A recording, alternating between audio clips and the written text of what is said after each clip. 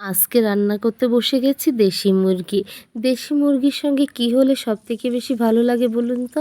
আমরা কিন্তু যশোরের মানুষ বেশি পছন্দ করি সিটা রুটি। দেশি মুরগির সঙ্গে সিটা রুটি হলে কিন্তু আর কথাই নেই। কীভাবে রান্না করেছি চলুন বলে দিচ্ছি।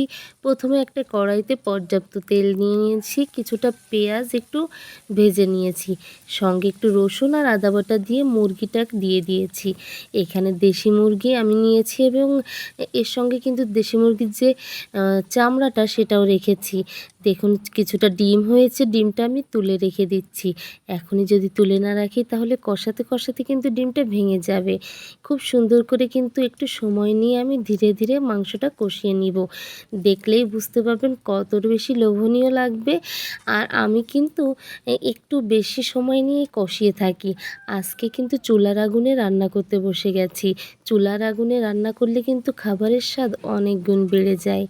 এই যে আমি দেশি মুরগি রান্না করছি, এর ভিতর কিন্তু অবশ্যই নারকেল দিব। নারকেল দিলে কিন্তু এর স্বাদ, গন্ধ এবং সব কিছু মিলে অনেক বেশি ভালো লাগে। সঙ্গে যে একটু লবণ, হলুদ এবং শুকনো মরিচের গুঁড়া দিয়েছি। এ পর্যায়ে কিছুটা কষানোর পরে কিন্তু আমি এর ভিতর কিছুটা গরম মশলা গুঁড়ো দিয়েছি। এখানে গরম মশলার গুঁড়ো বলতে এখানে বাটা মশলা রয়েছে। বাটা মশলার ভিতর রয়েছে জিরা, এলাচ, লবঙ্গ, দারুচিনি। এইগুলো একটু পরে দিলেই কিন্তু ভালো হয়। এজন্য আমি একটু পরেই দিয়েছি। উপর থেকে কিছুটা নারকেল দিয়ে দিয়েছি। নারকেলের স্বাদটা দেশি মুরগির সাথে সত্যি দুর্দান্ত লাগে।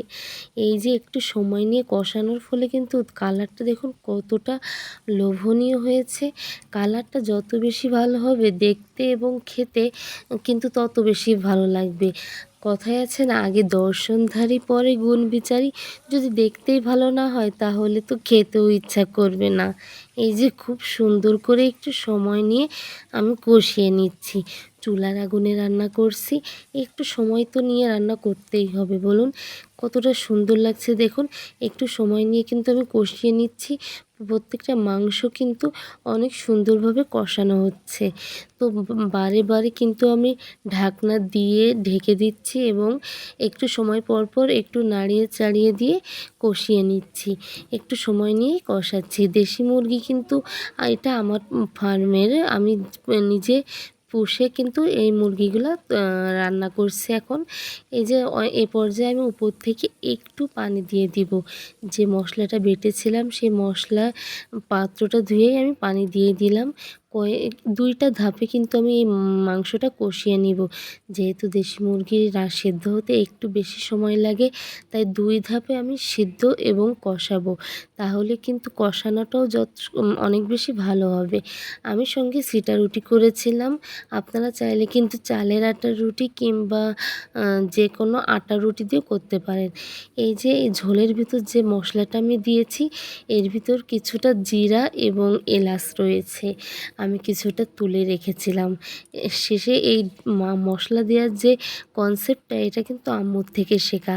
আম্মু কিন্তু লাস্টে এই মশলাটা দিয়ে থাকে। ঘ্রাণটা অনেক বেশি ভালো আসে তাহলে। এই যে একটু ফুটিয়ে নিয়েছি।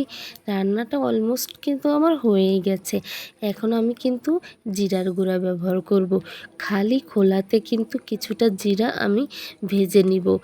একটু ভেজে নিয়েই কিন্তু এই জিরাটা আমি ব্যবহার করব। খালি খোলাতে এই জিরা ব্যবহার করলে কিন্তু ভালোও লাগে খেতে। আর এই যে এখন আমি জিরাটাকে একটু গুঁড়ো করে নিব। শুকনো খোলাতে কিন্তু গুঁড়ো করে নিয়েছি দেখুন কতটা সুন্দর করে। এখন উপর থেকে আমি একটু মশলাটা ছিটিয়ে দিব। এইভাবেই কিন্তু রান্নাটা আমার কমপ্লিট হয়ে যাবে। তো আজকে আমার এই দেশি মুরগি রান্নার ভিডিও আপনাদের কাছে কেমন লেগেছে অবশ্যই কিন্তু জানাতে ভুলবেন না। তো সবাই ভালো থাকবেন। আজকে এই পর্যন্ত। আবারও আসবো নতুন কোনো দিন নতুন কোনো ভিডিও নিয়ে আপনাদের সঙ্গে। সে পর্যন্ত সবাই ভালো থাকবেন। আর একটা বিষয় যে রান্না কিন্তু আপনারা সবাই পারেন। তবে আমি যেহেতু প্রতিনিয়তীয় ভিডিও ক্রিয়েট করে থাকি, তো প্রতিনিয়ত আমি যে রান্নাটা বাসায় করি সেটাই আপনাদের সঙ্গে শেয়ার করি। সবাই ক্ষমা সুন্দর দৃষ্টিতে দেখবেন। আল্লাহ হাফেজ।